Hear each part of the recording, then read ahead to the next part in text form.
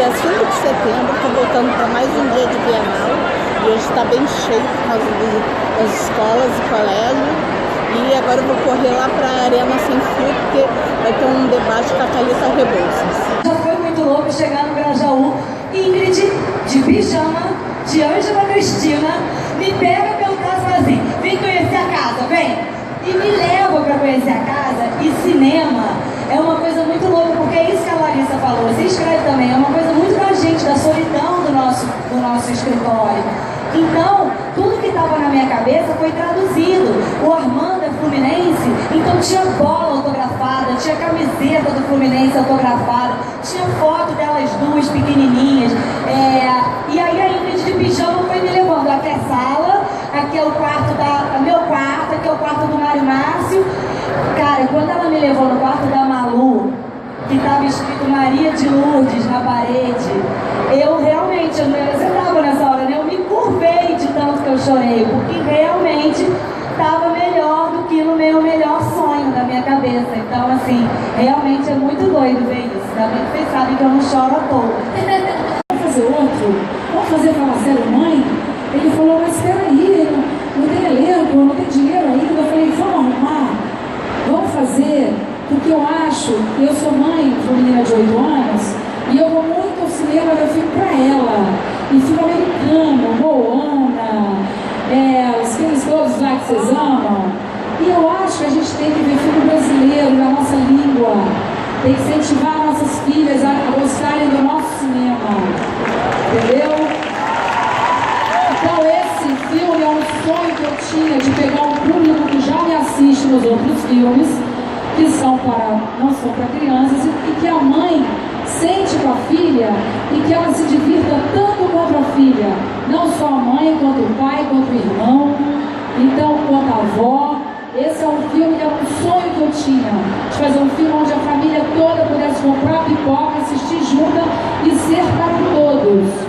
Então, quer dizer, vocês que eu estou realizando um sonho de fazer esse filme, eu tenho certeza que vocês vão se divertir muito e se emocionar. Leva um lencinho e sair agarradinha com a mãe assim. Aqui no Pavilhão Azul você também pode achar livros por R$10 aqui no Outlet, Booklet, que tem várias opções e é só procurar, é só catar que você pode achar algo que te interessa.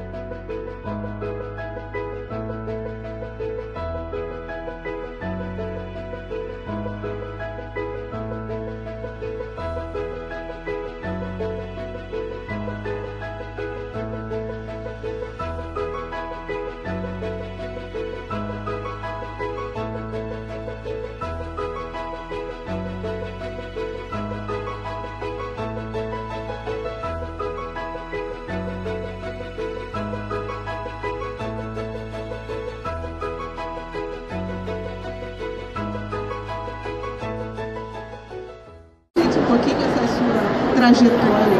25 livros? 22 livros, mas tem aqueles feitos em parceria. Tem um só feito em parceria, o resto é tudo só eu.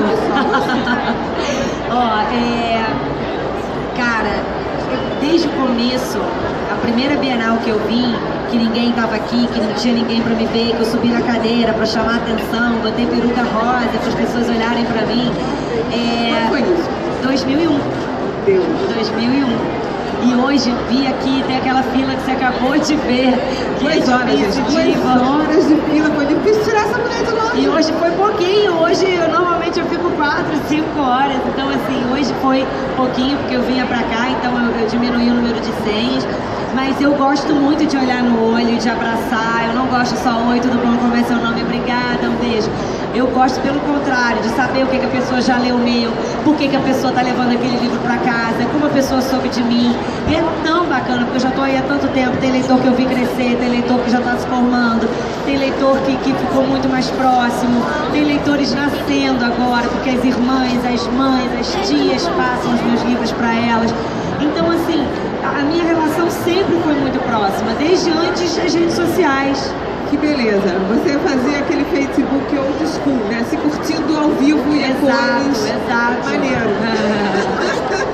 Mas assim, você com esse contato todo com o seu leitor, você se inspirou em algum leitor? Você tem alguma história assim para contar?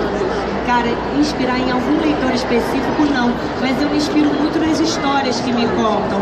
Quando eu perguntei no Face ou no Insta, não lembro, se alguém já tinha tido alguma experiência de bullying, eu recebi mais de 5 mil e-mails, 5 mil e-mails de pessoas me contando experiências, gente de 30 anos, gente de 20, gente de 12, que abriram o coração pra mim, e isso foi muito importante eu falar, nossa, esse assunto eu preciso falar desse assunto, eu fico até arrepiada quando eu falo. Então assim, é nisso que eles me inspiram, nas histórias, nas sugestões que eles me dão, numa história que eles me contam no ouvido. Então é isso, mas um específico ainda não. Mas assim, a gente estava aqui conversando agora mesmo com o Vitor Martins, e ele escreveu um livro 15 dias, não sei se você conhece, mas que fala sobre isso também, bullying, sobre a questão sexual.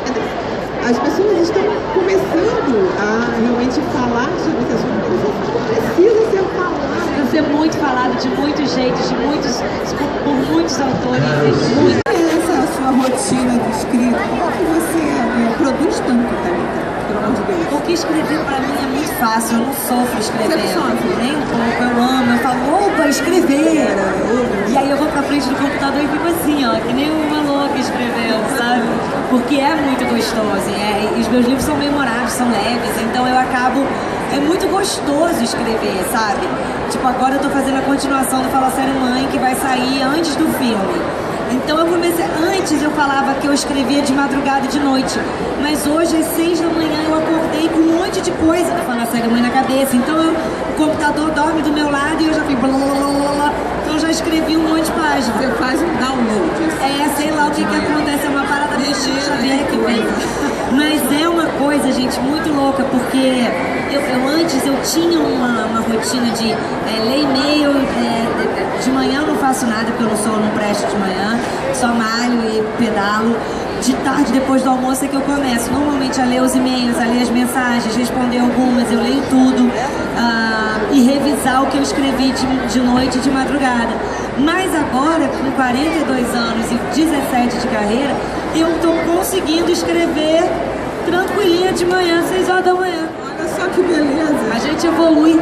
Que coisa, 42, corpinho de 20, mas tá tudo. Corpinho de 41. Mas assim, então você escreve, faz esse download assim, e flui normalmente, e os personagens eles ficam com você vai assim pro Fala Mãe, depois você vai pro Confissões, depois como é que você muda isso?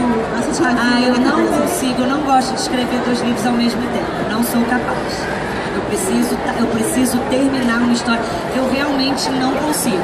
Tanto que agora tá rolando o roteiro do Tudo por um Popstar e do Confissões de uma Garota Excluída, Mal Amada e um pouco dramática, que vai virar filme. Eu tô muito cinema agora, tô insuportável. E aí tem o Tudo por um Popstar, que é o primeiro roteiro que eu assino. Tem o Fala Sério Mãe, que eu colaborei. E o da TT, que é o do Confissões de uma Garota, que vai virar, junto com o Davi, também vai virar. Vai virar um Confissões grande. Vai virar 3, são 3 filmes. Menino, tô insuportável. Índices de obesidade no país começam a aparecer. Hoje a gente tem 50% da população com sobrepeso, 30% da população adulta já obesa. Isso está diretamente ligado a gente ter parado de cozinhar. Então, cozinhar é essencial também, é essencial por todas essas coisas. Principalmente pela saúde. Mas principalmente pela saúde. Bem-estar. Tem uma frase famosa do sociólogo Gilberto Freire, que ele escreveu no Manifesto Regionalista em 28, que ele dizia o seguinte: Uma cozinha em crise é uma civilização inteira em perigo, o perigo de descaracterizar-se. Estava certíssimo. Então isso ele já falava lá. Então o quanto também a comida faz parte da nossa identidade, né? Como você falou, o nosso feijão, o arroz, a nossa farofa, a nossa mandioca, que são os nossos elementos que vão contar a nossa história, como cada povo tem a sua história, os seus produtos, os seus alimentos. Eu queria que você falasse um pouquinho disso, que a Rita viajou bastante, se encantou com os sabores do mundo, né? A minha relação com a cozinha passa por viajar também, Mas a gente aqui no Brasil, outro dia, eu não lembro quem perguntou, mas a pergunta tinha a ver com o seguinte: no Brasil a gente já está com essa questão da obesidade epidêmica, nos Estados Unidos também, né? Muito mais do que aqui. E aí era alguém perguntando assim, bom, mas se nem nos Estados Unidos isso resolveu, como é que faz? E é justamente, a resposta está no arroz com feijão. É justamente o que o americano não tem, que é uma coisa que a gente chama de padrão tradicional de alimentação. Quando as pessoas falam, eu fico brigando com a história de pessoa que quer fazer dieta, vem perguntar se pode substituir, não sei o que lá, por farinha de arroz, sei o que lá, né? Fico brigando, né? Mas eu vou explicar por quê. A gente tem uma dieta, dá para dizer assim, todo mundo conhece a dieta mediterrânea, né? Todo mundo conhece a dieta mediterrânea? Todo mundo conhece. E a dieta brasileira? É arroz com feijão, mas a gente conhece menos, assim, como uma coisa estruturada, a dieta brasileira, como a dieta mediterrânea, por um único motivo, porque ela foi menos estudada pelos americanos. Os americanos que não têm uma dieta tradicional, um padrão tradicional de alimentação, eles ficam procurando por aí. Vamos achar uma dieta agora que resolva. Daí pega, enche de azeite no hambúrguer para ver se resolve a dieta e não resolve coisa nenhuma. A gente no Brasil tem.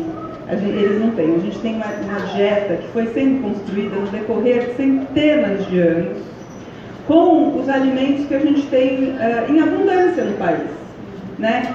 E aí, você pensa o seguinte, o feijão, existem 20 aminoácidos, o feijão tem 19, falta um para ele ser completo. Adivinha quem tem esse aminoácido que falta no feijão? O arroz. Não é à toa que o arroz com feijão é fantástico. Isso foi, quer dizer, a gente, ele é completo, ele é nutricionalmente falando, ele é perfeito e uma delícia também.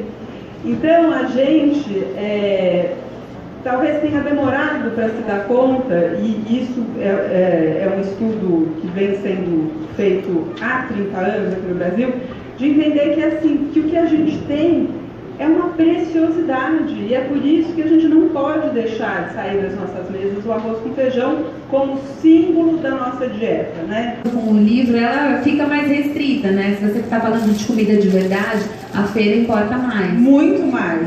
Mas fora isso, no supermercado, sei lá, você compra o arroz, o feijão, o óleo, o sal, os ovos, que você pode comprar na feira também, mas enfim, você não tem urgência para resolver. Quando você tem aquela berinjela na geladeira, você não tem muito tempo para transformar ela em alguma coisa gostosa. Então,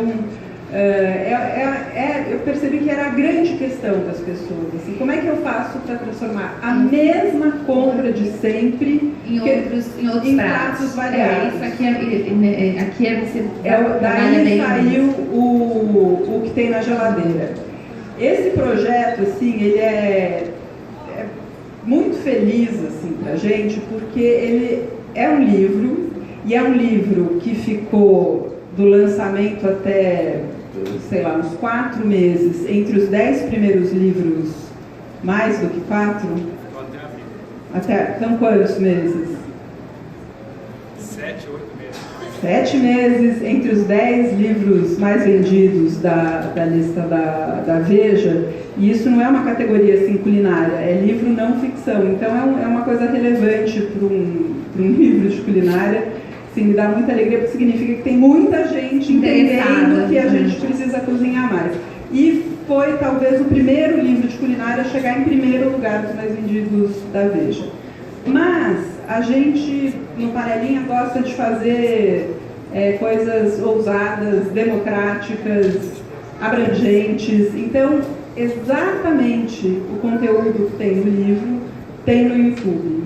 São 30 episódios, cada um com um dos alimentos ou seja, cada capítulo do livro é um episódio no YouTube, e para cada alimento a gente mostra pelo menos não, tem rabanete, por exemplo, não tem 5 receitas. Rabanete eu acho que tem um pouco menos.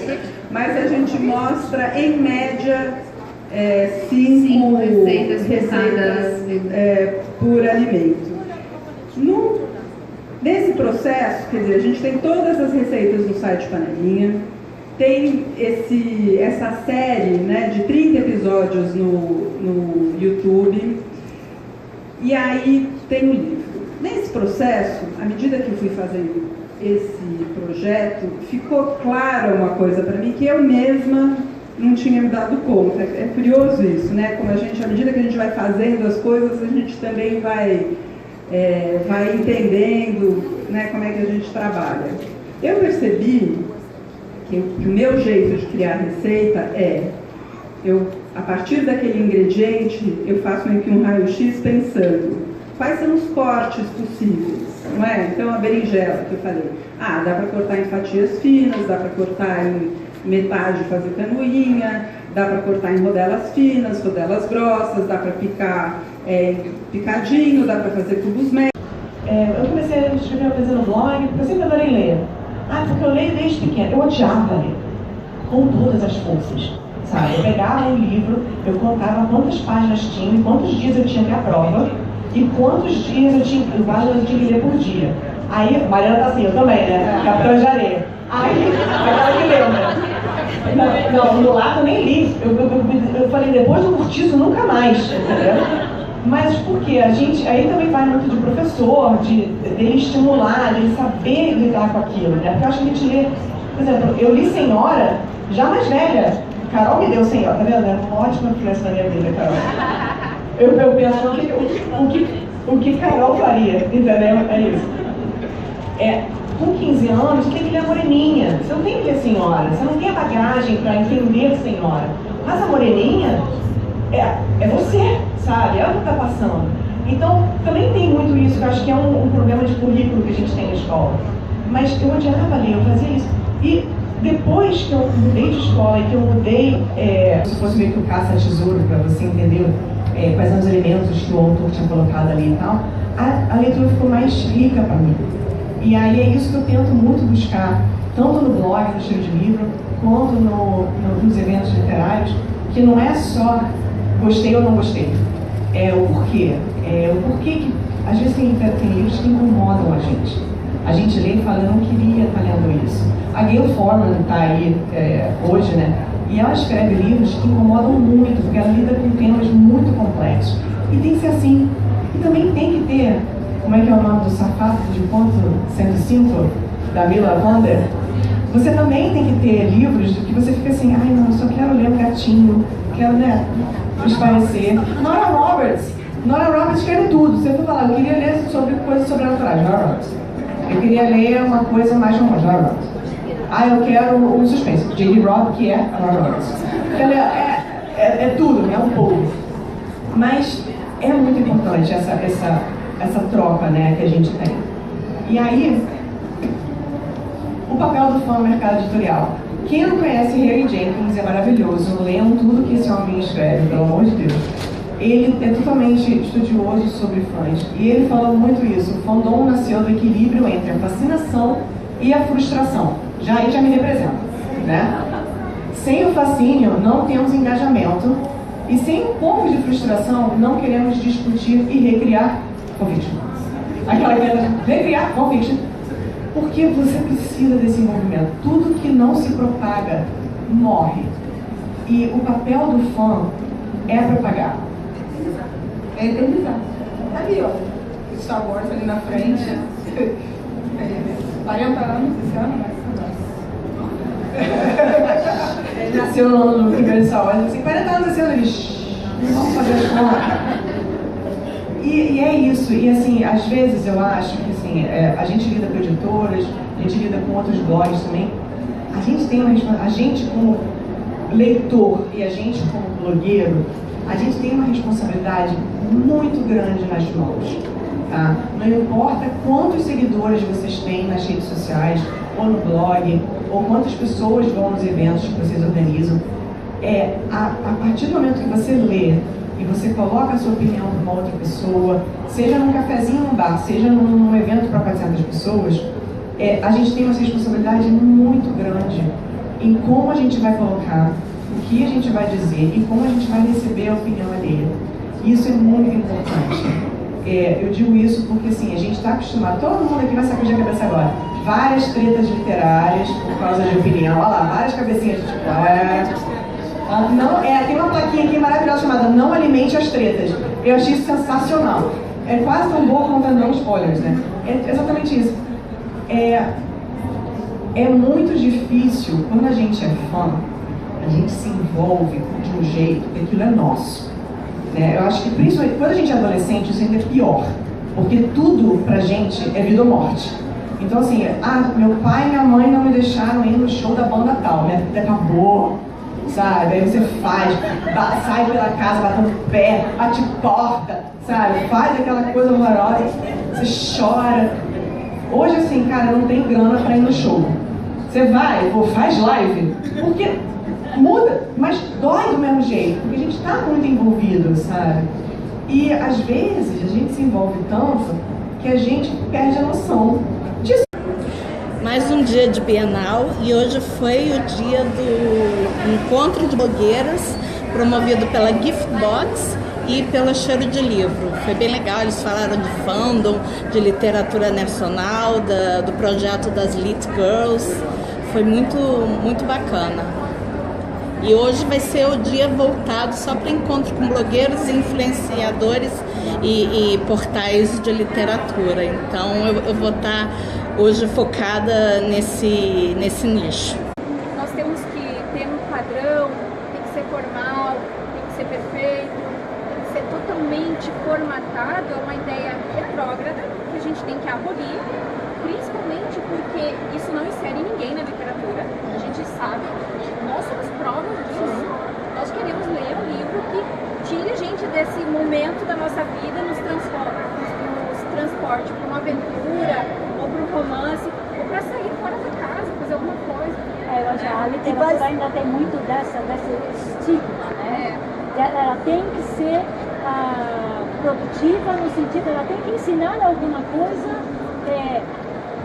acadêmica, ou tem que ter alguma pegada acadêmica, ela tem que ensinar alguma coisa para a vida. Não, ela pode ser entretenimento, ela pode ser uma história bacana. E vale salientar que nós, quando a gente não está dizendo que a literatura não tem que buscar melhorar. Ninguém está dizendo que você, como autor, igual a gente luta, né? Porque você é autor e você estudar. Ninguém está dizendo isso. Quando a gente está falando disso, a gente está falando de um preconceito que a gente tem com aquilo que não se encaixa com a nossa forma. Né? Porque melhorar, nós como autores, cada um procura melhorar sempre, estuda e procura melhorar, desde o autor mais novo de carreira ao autor mais velho. Mas a questão não é essa, a questão é aquele quadradinho que a gente cria, de que o autor que ainda está nesse processo também de melhora, ele não presta para nada. Desculpa, mas não é isso, a gente não ouve isso, vocês nunca ouviram isso? Né? A gente ouve isso, sem falar, a gente ouve. São quase 10 horas da noite. Hoje o dia foi intenso, tiveram muitas atividades com blogueiros, influencers, influenciadoras digitais, né? E eu ganhei um livro num sorteio e agora eu tô indo embora. Então é isso, gente. Espero que vocês tenham gostado do vídeo. Eu ainda volto essa semana com mais um vídeo da Bienal. E se tiverem gostado do vídeo, curtem, compartilhem, comentem, se inscrevam no canal se ainda não forem inscritos, ativem o sininho para receber as notificações dos próximos vídeos e não deixe de seguir o Tábula Rasa nas redes sociais, Twitter, Tábula Rasa Brasil, Instagram e Facebook, Tábula Rasa BR, e visite a nossa página, tabulaRasa.com.br. Até a próxima!